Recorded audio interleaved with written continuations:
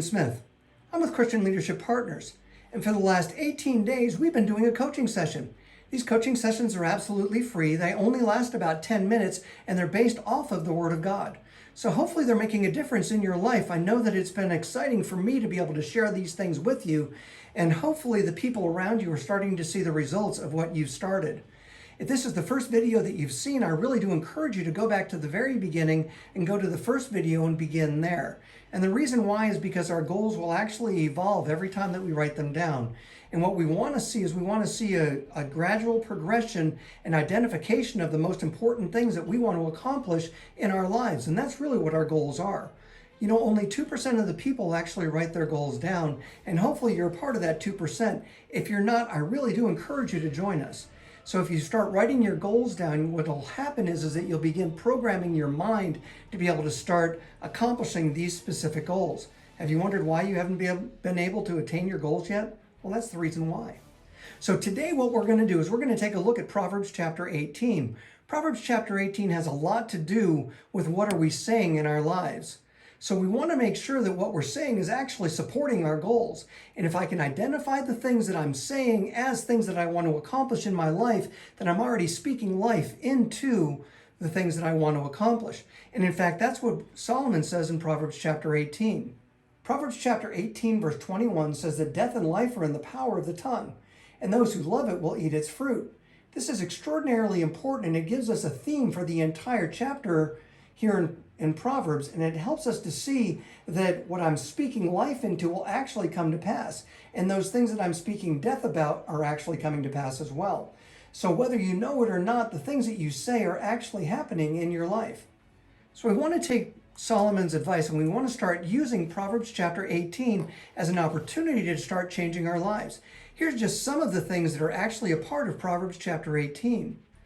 The first thing that he tells us is, he tells us don't care only about ourselves, but care about others. We want to avoid scandalous behavior, and then we'll avoid scandals. We want to understand the value of speaking wise words. We want to be careful in what we're trusting in.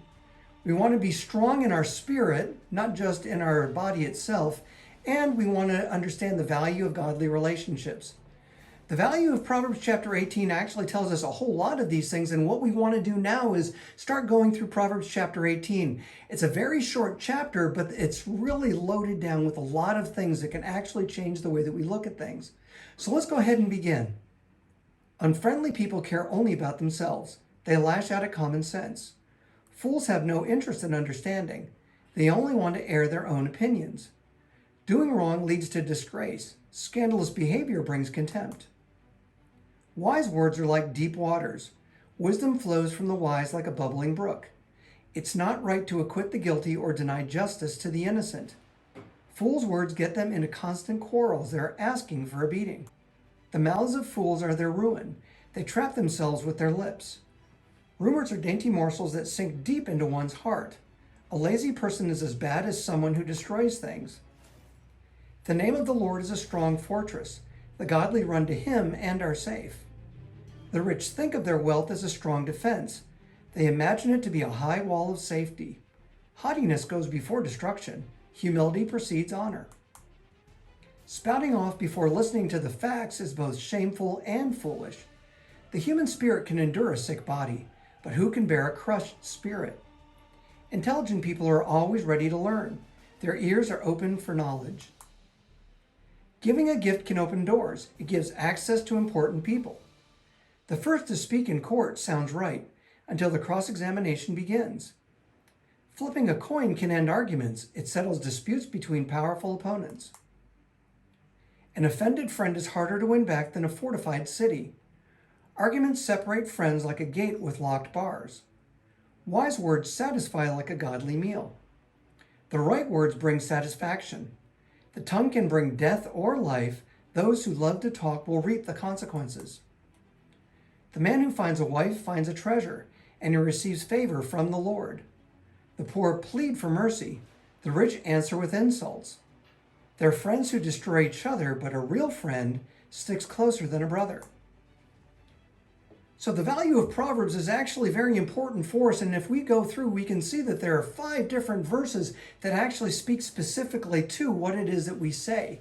And so we want to start saying these wise words rather than the negative words. Let's take a look at some of these verses and how important they really are.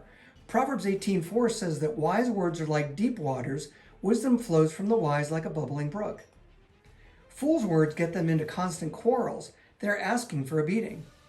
The mouths of fools are their ruin. They trap themselves with their lips. Spouting off before listening to the facts is both shameful and foolish. Wise words satisfy like a good meal. The right words bring satisfaction. And Proverbs 18:21 says, death and life are in the power of the tongue, and those who love it will eat its fruit. So what are we saying? How do we actually take this and apply it to our lives?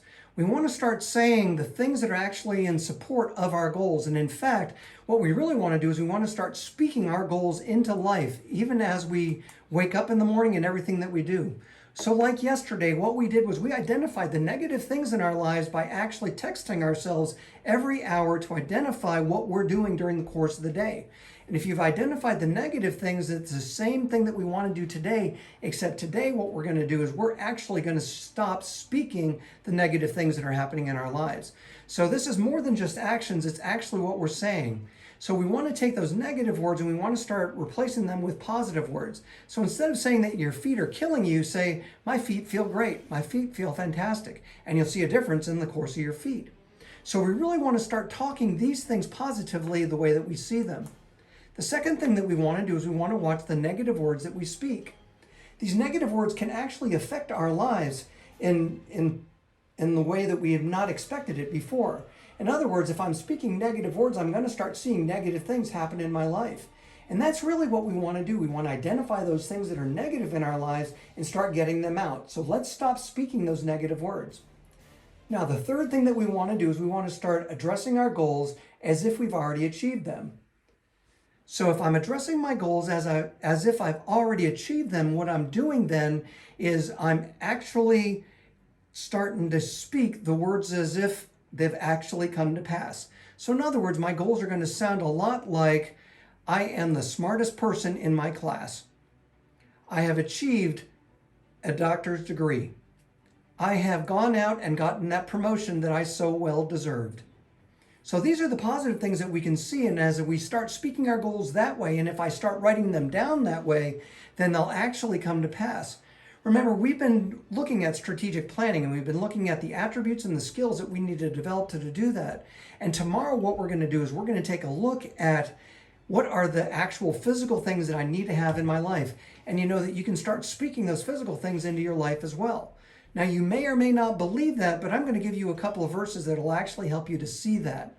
And we'll actually talk a lot more about this. And in fact, Solomon will talk a lot more about this in Proverbs as we go along.